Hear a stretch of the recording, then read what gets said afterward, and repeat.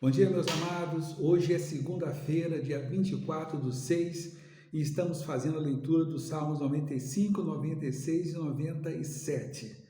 Esse Salmos 95, o qual quero refletir com os irmãos essa manhã, ele começa a semana nos convidando a louvar a Deus. E os Salmos, ele se coloca dessa maneira: venham, cantemos ao Senhor com júbilo, celebremos o rochedo da nossa salvação, saiamos ao seu encontro com ações de graça, vitoriemo-lo com salmos, porque o Senhor é o Deus supremo, é o grande rei acima de todos os deuses. Verso 4, nas suas mãos estão as profundezas da terra, as alturas dos montes lhe pertencem, dele é o mar, pois ele o fez, obra de suas mãos, e os continentes. Venham, adoremos e prostremo-nos, ajoelhemos diante do Senhor que nos criou.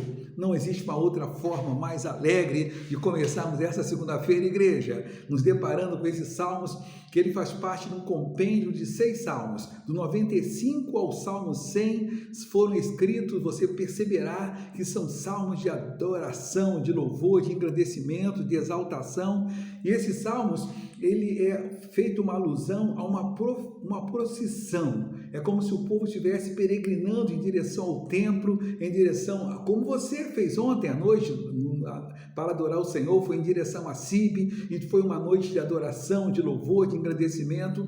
É mais ou menos o contexto desses salmos, é mais ou menos o contexto dessa segunda-feira. O que você fez ontem? Mas no meio disso tudo que eu acabei de ler, um Salmos que o verso 1 fala: venham, cantemos com júbilo ao Senhor. O verso 2 fala: venha com ações de graça diante do Senhor. O verso 3 e 4, ele é o rei, ele é o supremo, é o Deus maravilhoso. E assim, esses salmos, ele tem sido utilizado por vários cantores gospel, e deles tem se extraído cânticos de louvores, de engrandecimento ao Senhor, porque o seu contexto, do versículo de número 1 ao versículo de número 7, ele expressa apenas adoração e engrandecimento. O verso 7 diz assim: ele é o nosso Deus. Então esses salmos expressam uma profunda gratidão vindo do nosso espírito, do nosso interior, um desejo de com júbilo, de alegria exaltar o Senhor. Primeira parte dos salmos. Mas a segunda parte, meu amado, a partir do verso 7, nós nos deparamos com algo que diz assim: hoje, se ouvirem a sua voz, não endureça o coração como em Meribá. A segunda parte desses salmos, ele retrata uma questão de advertência. Se ouvirem a voz, significando que mesmo você estando num contexto, numa live de adoração, engrandecendo ao Senhor, mas não se deixe levar pela situação.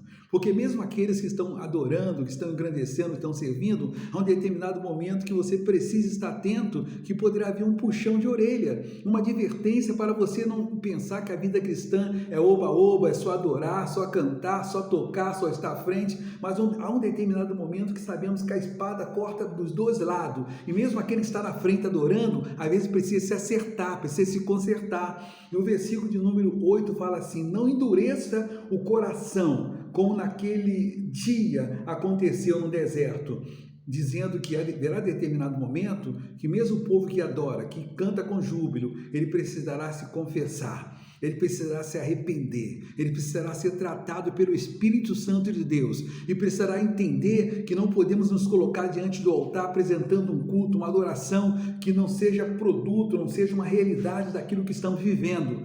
E essa advertência está a partir do verso 8, que fala: não endureça o vosso coração se Deus te cobrar, se Deus colocar diante de você que há algo errado, Ele quer algo a mais de você, e não quer apenas um culto público, aparente, porque mais importante do que cultuar, do que você apresentar diante do teu altar, sua oferta, é você estar vivendo em obediência diante dEle. O versículo 9 diz assim: quando os pais de vocês me tentaram, dando uma alusão nessa advertência, que os pais não ouviram, duvidaram de Deus no deserto. E o versículo 10 diz assim: e durante 40 anos estive irritado com esta geração, estive irritado com esse povo, porque um povo que duvidou de mim.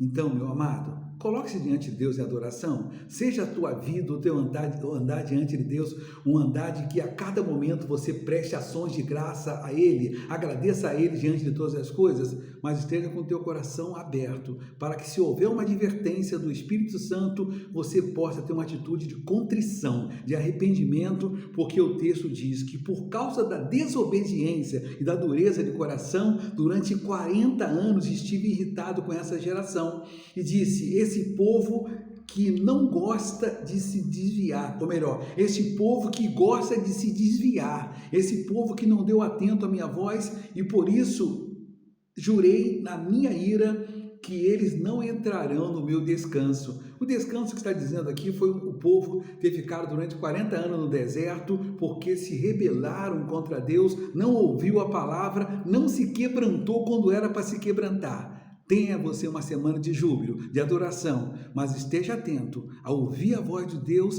e se arrepender quando houver algo na tua vida que não estiver de acordo com a vontade dele. Deus te abençoe e tenha uma semana abençoada.